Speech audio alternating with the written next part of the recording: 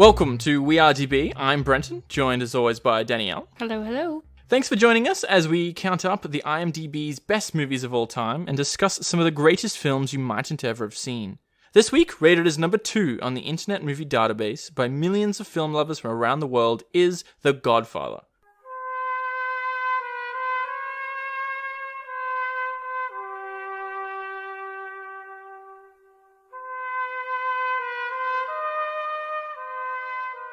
Released in 1972, starring an extraordinary cast, most notably Marlon Brando and Al Pacino as the leads, The Godfather is an Italian-American mafia film set mostly in New York, opening in 1945. Based on the 1969 novel of the same name by Mario Puzo, the film is written for the screen by Puzo and the film's director, Francis Ford Coppola. So, who is Brando playing? Is it Sonny? No, he's the Don. Really? It's Marlon Brando. Radio. He did look very weird. I'm pretty sure he had stuff stuffed in his cheeks. Because he does not look like him from any other role. Okay. Now, I haven't seen this before, and I don't think you have either. No. So some of the things we'd be saying in this are probably pretty obvious to people who love the movies and the trilogy. But this is the first time we've ever seen it, so it's a first impressions kind of deal. And I think I'd really like to watch it again and again, because I think I would enjoy it more with every viewing. I think it's going to be, for me at least, necessary to watch it again, because it became difficult to follow at one point, and I was following more of it than you were. Yeah, it was pretty hard to follow. It's a lot of Italian names. There's a lot of guys that kind of look similar, all in suits. Yeah, I was going to say, a bunch of Italian guys in suits with similar names. You kind of get lost in the politics of it at some point. So, I mean, I liked it. If you've seen it just once before and you know who the characters' names are, I'm sure it flows a hell of a lot more smooth. Yeah, it's just that first viewing. Well, and it's long. Long. It's a bit dense. So let's just give our impressions. I said to you right after, I'm like, this is the second best movie of all time. It's on a lot of these lists. Yeah, I was like, it was fine. It's pretty good. I was friggin' confused. It's fine, yeah.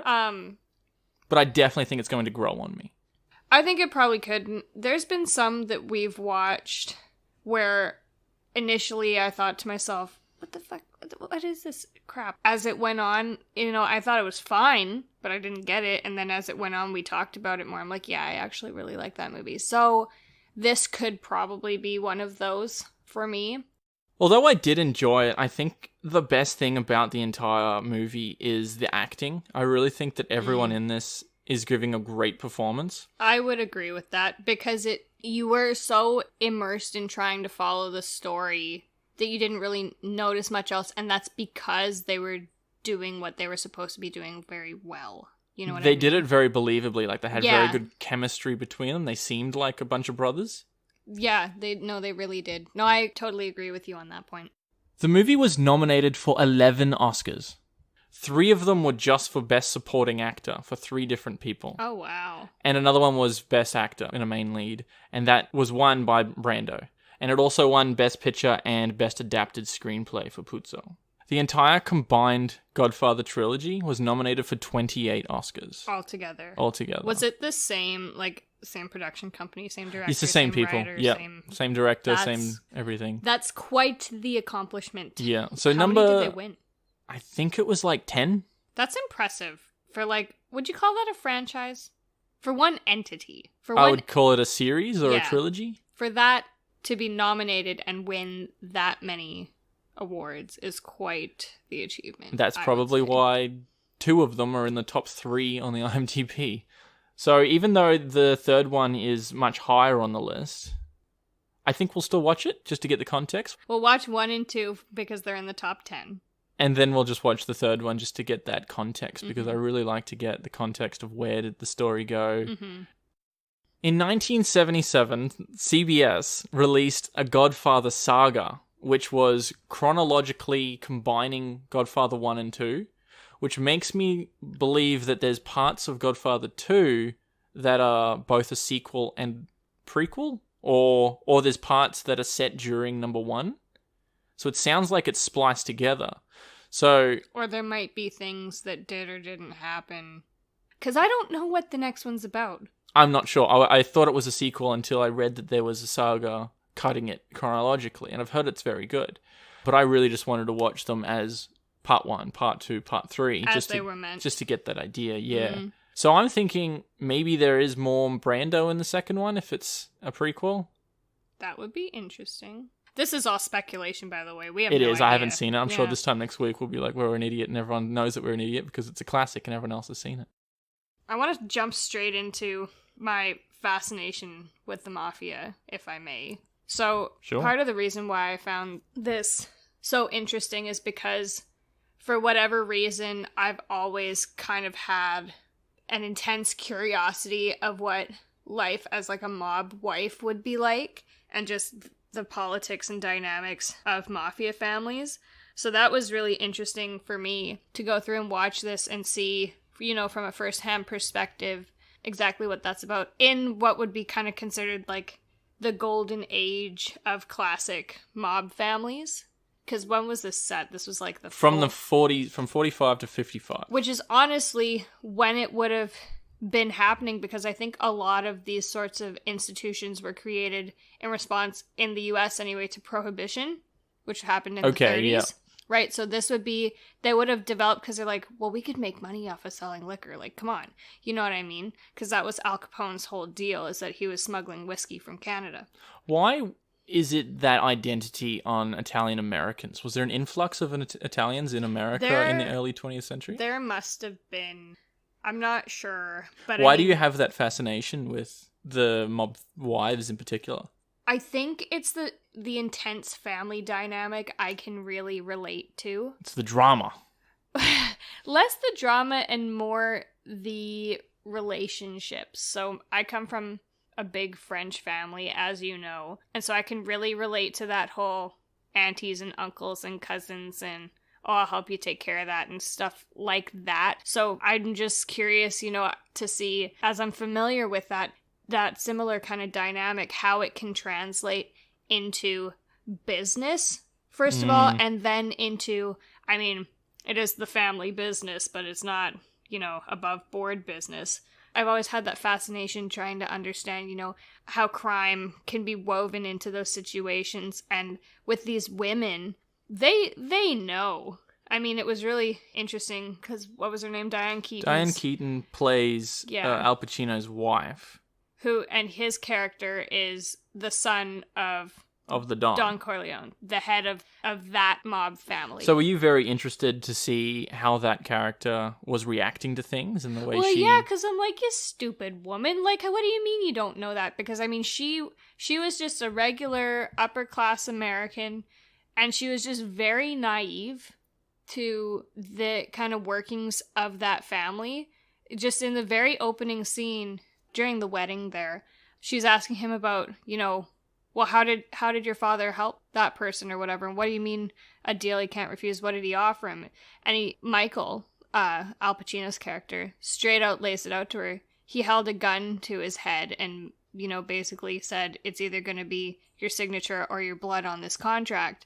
And I just think to myself, with these women, how can you not know what's going on? Like, even if I think they do. They just sort of accept it and or turn a blind eye. Absolutely. But Diane Keaton's character, she was side-blinded. I'm like, hello, maybe it's the mob. Well, he just got back from war in the beginning of the film at the wedding.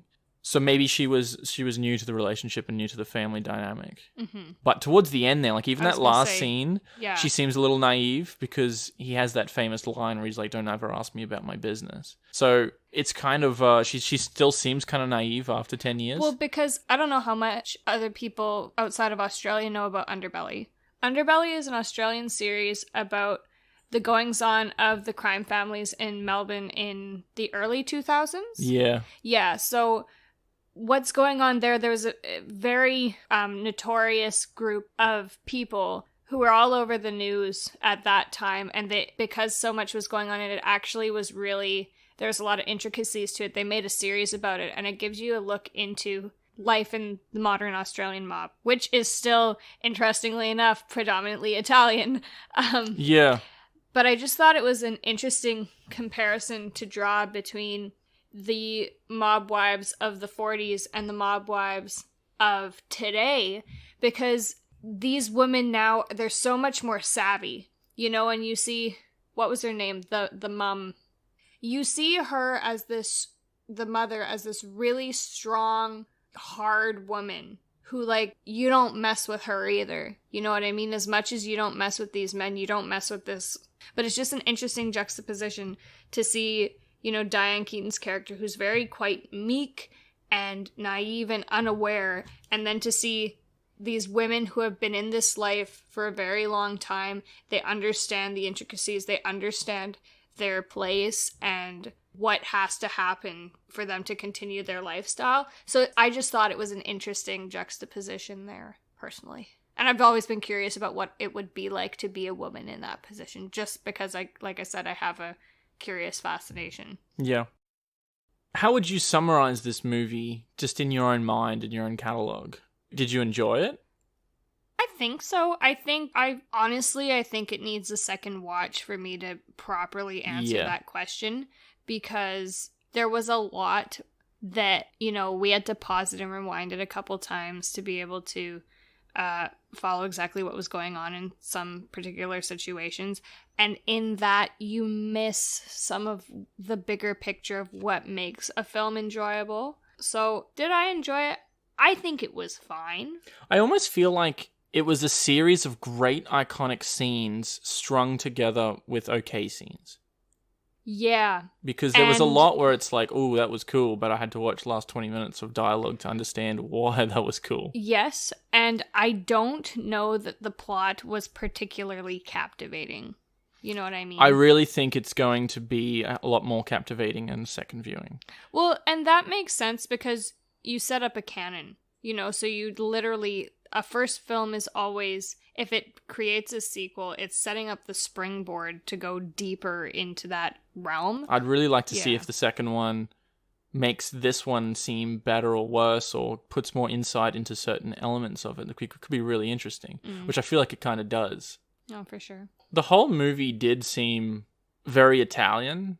There was a part where Al Pacino goes to Italy and they're speaking Italian. There's lots of parts with subtitles. They're in Italian restaurants. They're all got very Italian names. Question, though, regarding subtitles. There is a particular part in the middle where they specifically don't use subtitles, and I don't think that was a disc error. I think that was intentional. Because I think it was too. And I'm wondering if that was a directorial choice, because in that scene, there are Michael, who is Al Pacino's character, another gang-related character, and a person who doesn't speak Italian. Yes. And so I'm wondering if that was a directorial choice to put the audience in the dark as that other non-Italian speaking character would have been, because it creates a lot of confusion and you have to draw meaning just from body language. You have to read more cues. into their facial expressions and those micro expressions and body language and things, like you said. So that's a very good point.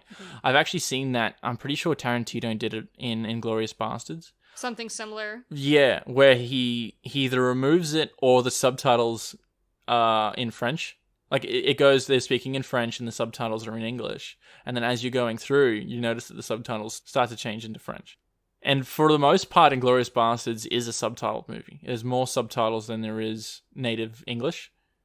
And which, honestly, I think is a great touch. It really is. What I've seen. He does that for a reason in that film. And it makes you feel like the character is getting a bit confused or is just not following along. And I like when directors do that, where they create for the audience an experience that is not so meta, because usually you're looking in from that fourth wall, but you're removed, which is why I love things that are more meta, so breaking the fourth wall or bringing you into that box of that experience, right? So creating that confusion that the characters would feel, just choices of context creation that allow you to really become immersed in the experience of the characters. Yeah, I really like to see that more. I've become very aware of it and really appreciative of it in watching more movies lately.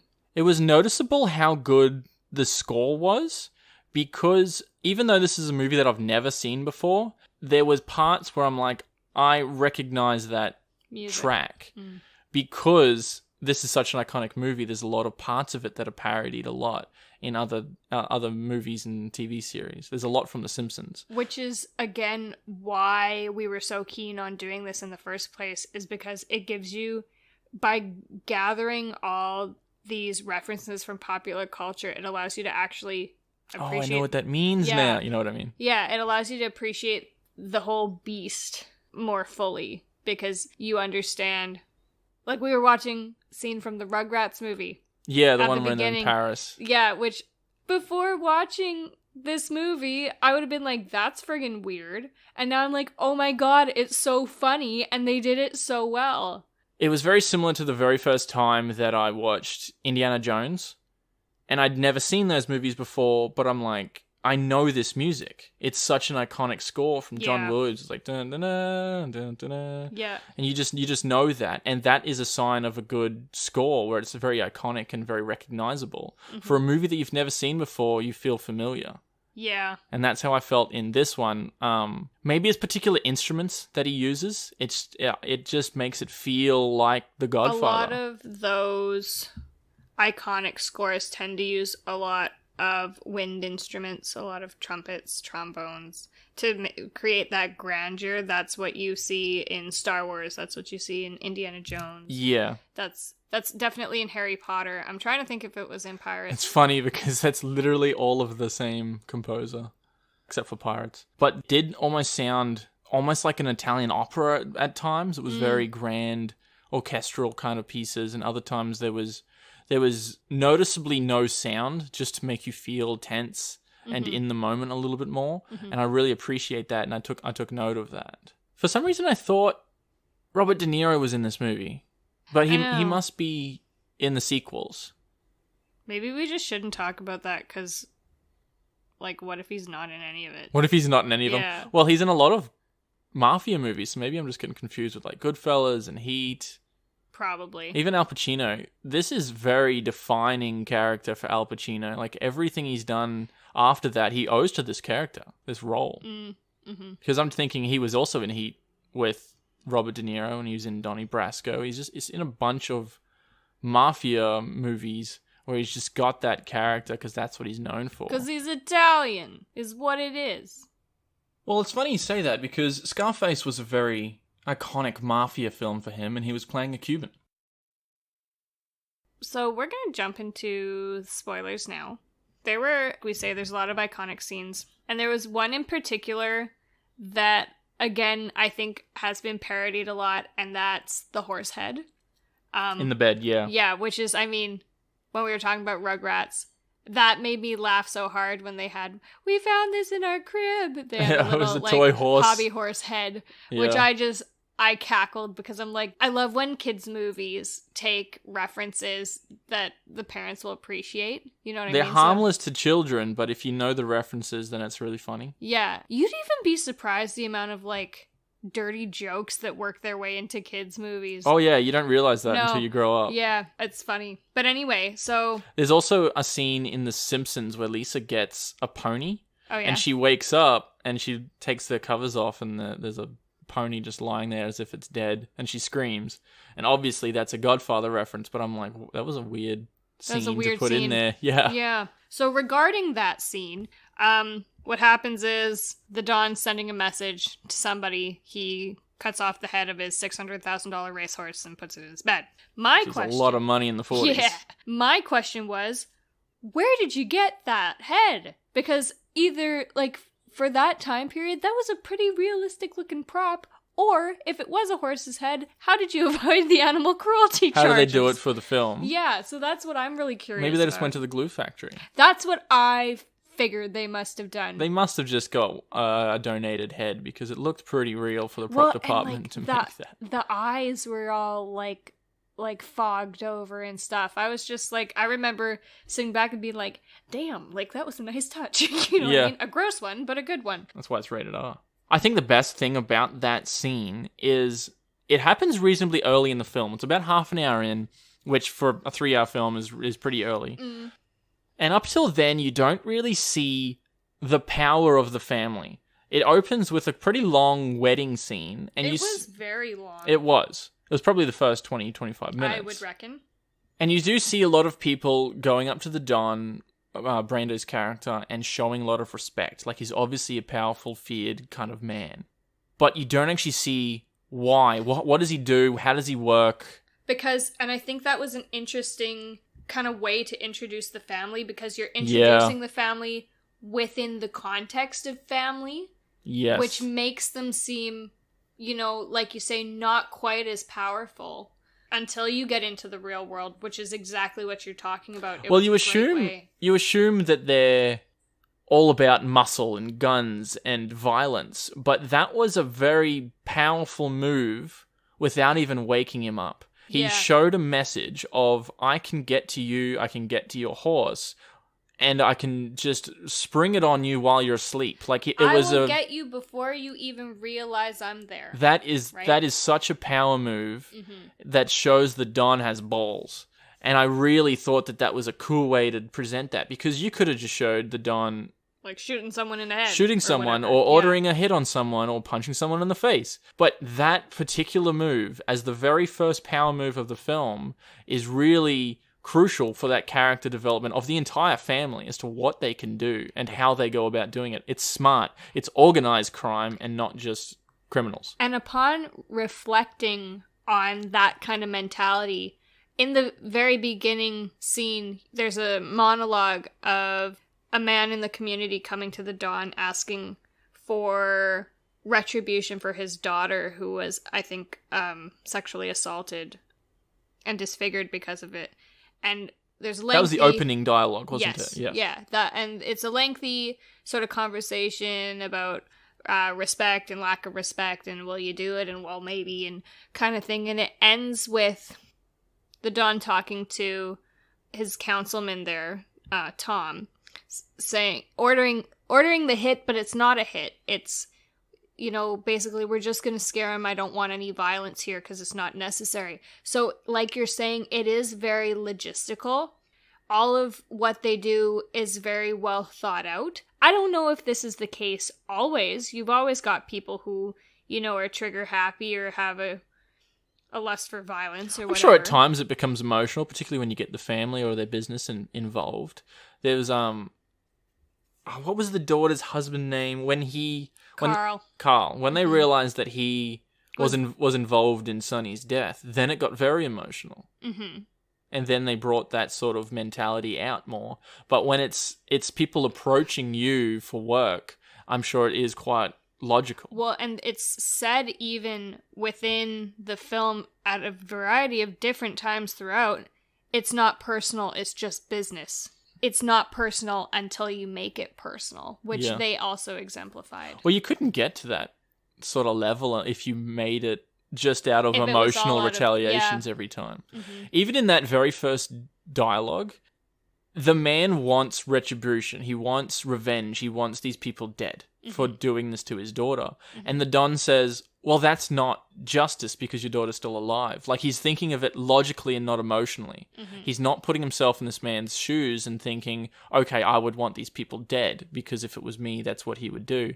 He's doing it as a businessman who's been approached and thinking, well, let's think about this logically. Is that a fair trade? And that's the way he constructs his business, and I really quite appreciate that. Obviously, that's the point, because this is a man to be respected.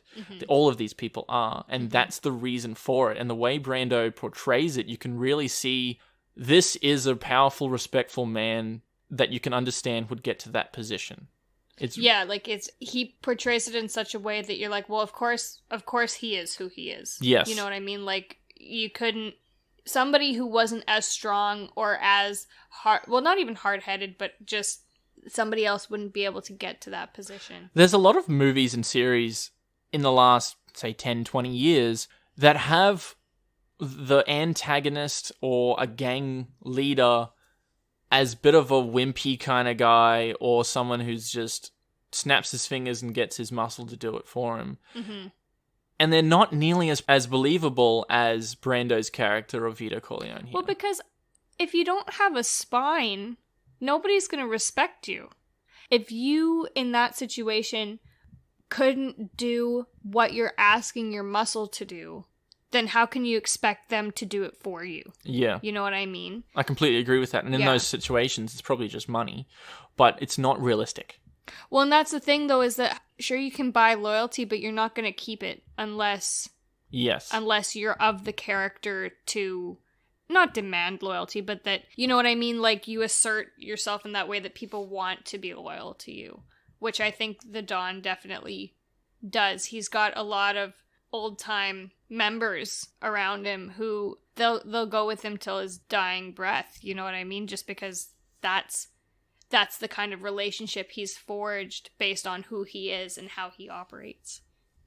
Even that very first guy with the opening dialogue, even that is very well acted. You can feel for him, and just because the opening shot is just his face and it starts to pan back, you're just focusing on him and the way he's acting that scene. And I really like scenes like that because you can really see and appreciate the person as an actor. Yeah, and I'm thinking of another particular scene like that, the very opening scene of 11/22/63, which we watched recently. Oh, with James Franco. Yeah, which is a JFK sort of rewrite piece. I recommend you go watch it. It was good. Again, there you've got somebody telling a very emotional, tragic story. What was the opening of that one? It was Harry talking about the murder of his family. Right? Yes, that did open with his monologue. Yeah. And that zoomed out, didn't it? Yeah, so you're, again, like, it's very powerful because it really makes you feel how the person who that character is talking to would probably feel. And that, like, your full attention is given to that person. And that cinematographic choice, it really allows you to forge that connection because you can't help but be drawn in with what they're doing and what they're saying. It also reminds me of the scene from La La Land with Emma Stone's character. She's in an audition, and Was that at the end? No, it was in the middle. She was going for an audition. It was while she was a struggling actress, and she was on the phone in this audition, and she's just reading these lines, and she starts to cry, and someone walks in on her performance, which just makes you feel like shit because you're trying to do this acting scene. Well, and it totally breaks the feel of the moment. It does. That's the point of it. But that's a very good scene, and I think she acts it brilliantly because you're only focusing on her. And I really think that it's scenes like that, maybe even that one, that earned her the Oscar for that role. It's just interesting that they open with that and then go from there. It's a very good... It's a good tactic. Yeah. If you want to really set up sort of... the feel for the rest of the movie. Yeah. Yeah, no, for sure. And definitely the scope of the acting involved with the people. Like, even the side character without a name or it doesn't show up again is just nailing it from the very first scene. Yeah, no, very good point. I want to talk a little bit more about the context of the time period of this movie. So I, in watching this, started thinking, again, because I have somewhat of a fascination with the American Mafia, started thinking about, you know, what kind of contraband would they have dealt in? And the movie later on goes on to talk about that because I was thinking about it, you know, chronologically. Initially, they would have been starting out probably with alcohol during Prohibition because it was something people wanted and they couldn't get, so they would be willing to pay whatever money. It would all be driven by money. From there, you get into gambling.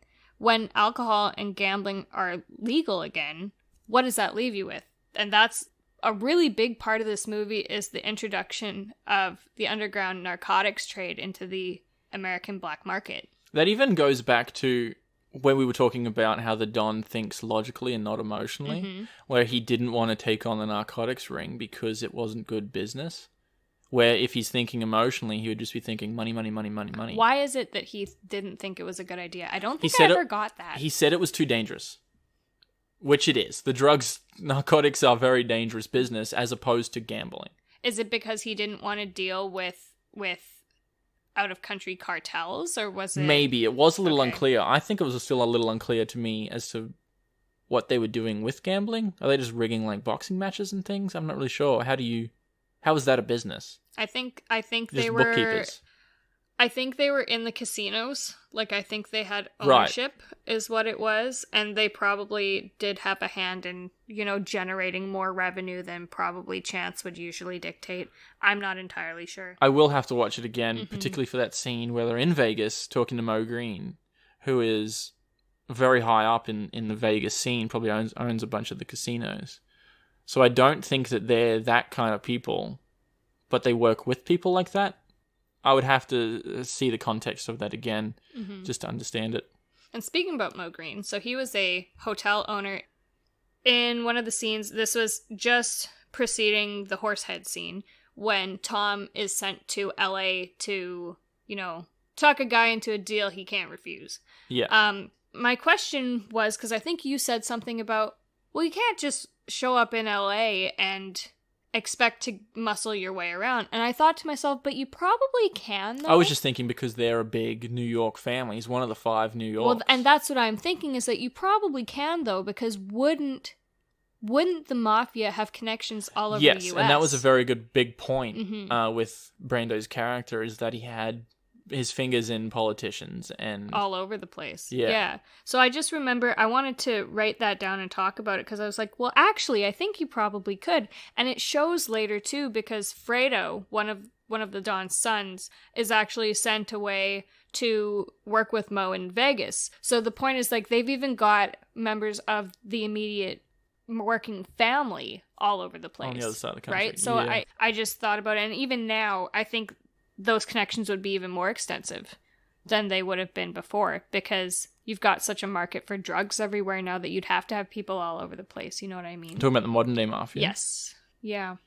There's a scene where Michael is going for a meeting with Sollozzo, who is the opium dealer who's approached the Don. Yes. To get into the narcotics trade. I think that's probably the most tense scene. I was on the edge of my seat for that whole scene.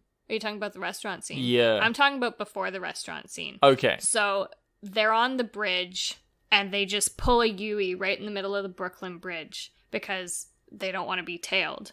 And I'm thinking about, I'm not sure if the Corleones were wanting to have somebody kind of watching what was going on from the outside.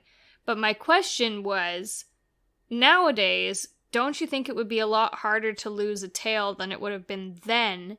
Because we have trackers in our pockets. I think it's harder to do everything these days. That's because why, of technology. That's why it's not as big of a thing as it was in the past. Because I think you could get away with so much more before. You could forge documents more easily. Yeah, everything was on paper. Like, there wasn't gun registries the way there are now.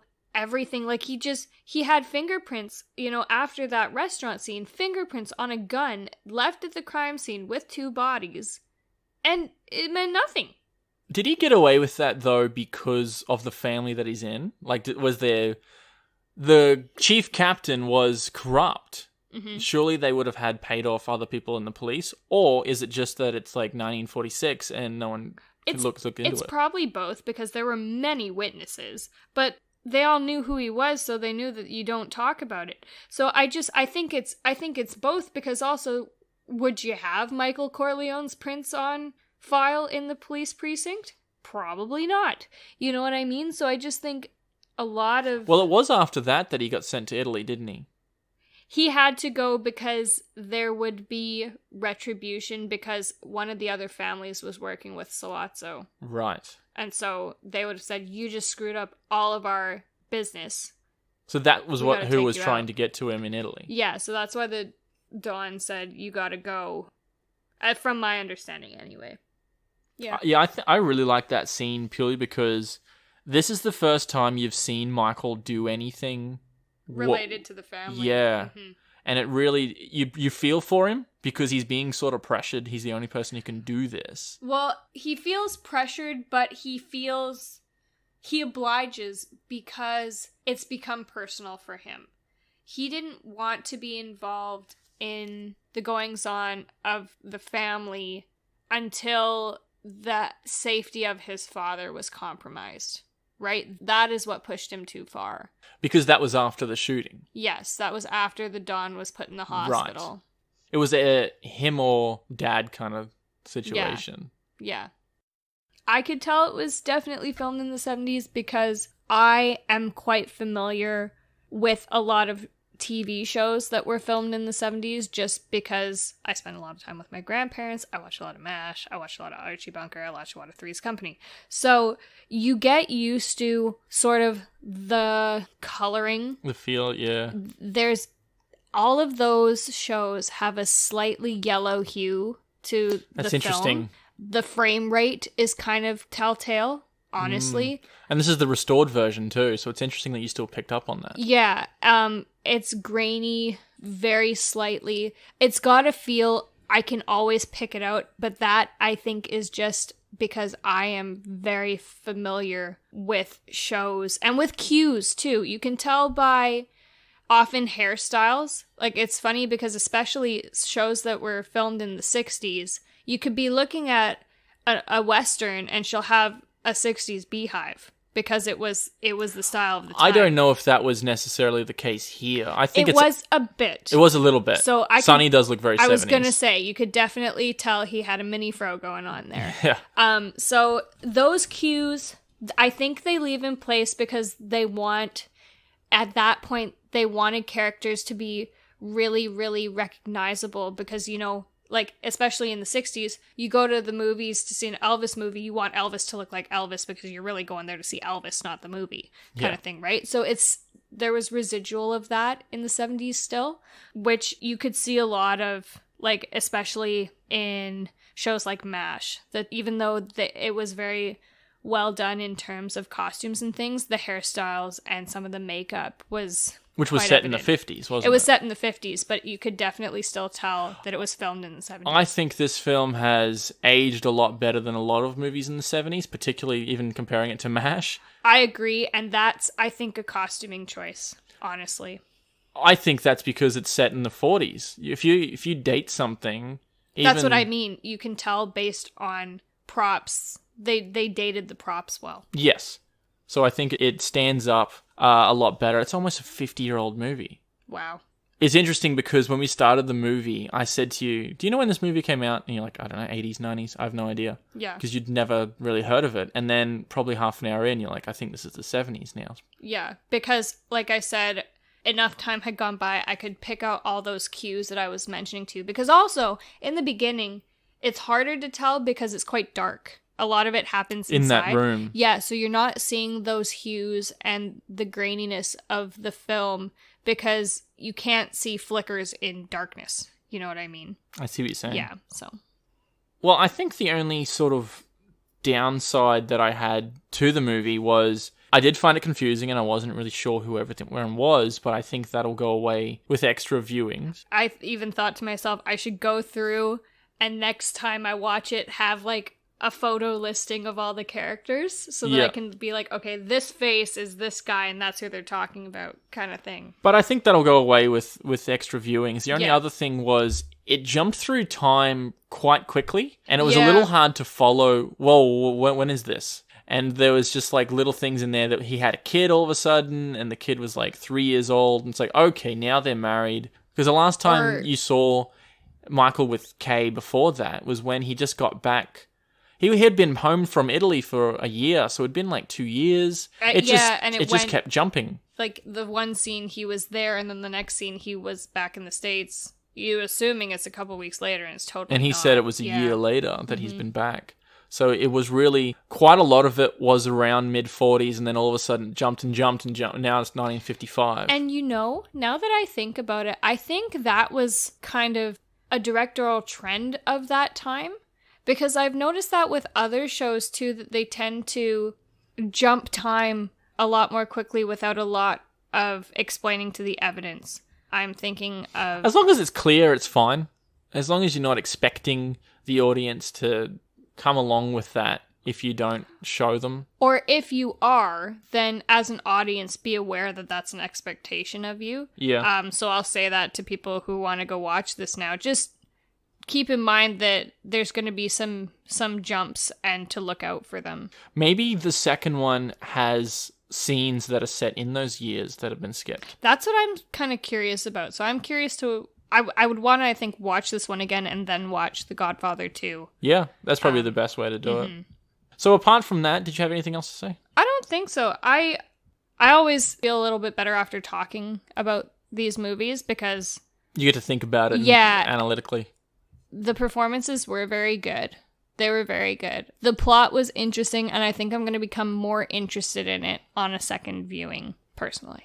I'd really like to watch it again. I think it was pretty good, with only a couple of minor things that I think will be combed over on repetitive viewings. Mm-hmm. Apart from that, I really quite enjoyed it. Good. It's very long. There's a lot of 3-hour plus movies in the top 10. We actually had to watch this over 2 days. It was very late when we started it, which I kind of liked because it got me in two different mindsets. Yeah, you had a chance to digest. I had a chance to have think about what did I watch before that, which I don't usually like to do with movies. I like to just have it in one big chunk, like as if you're in the theater or something. We have been Danielle and Brenton this week. Thanks for joining us.